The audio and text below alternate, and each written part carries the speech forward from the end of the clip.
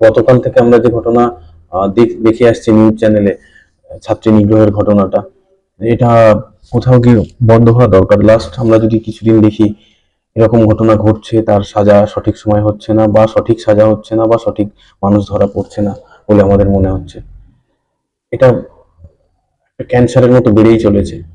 যদি এরকম হতো যে এরকম ঘটনা ঘটছে, তার সাথে সাথে বিচার ব্যবস্থা আহ, দ্রুত হয়ে যাচ্ছে এবং তার সাজা হচ্ছে এবং চরমতম সাজা হচ্ছে, এরকম যদি হতো তাহলে বোধহয় আমরা অনেক শান্তি পেতাম বা স্বস্তিতে থাকতাম। তাহলে আমরা ভাবতাম না আমাদের প্রশাসন সঠিক দিকে যাচ্ছে।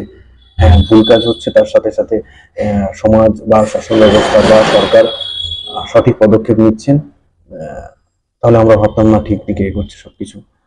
আর যখন এগুলো হয় না, তখন আমরা খুব নিজেদের খুব ছোট বলে মনে হয় যে এরকম ঘটনা আমাদের তো সমাজেই হচ্ছে, সেটা তো মঙ্গল গ্রহে হচ্ছে না, তো আমাদের সমাজ যে হচ্ছে যখন, তাহলে আমাদের সমাজ ব্যবস্থা কেমন, আমাদের প্রশাসন কেমন, আমাদের সরকার কেমন, নিজেদের কে কেমন, নিজেদের ছোট মনে হয় যে আমরা বোধহয় চালাতে পারছি না সমাজ ব্যবস্থাকে, বা আমরা চালাতে চাইছি না।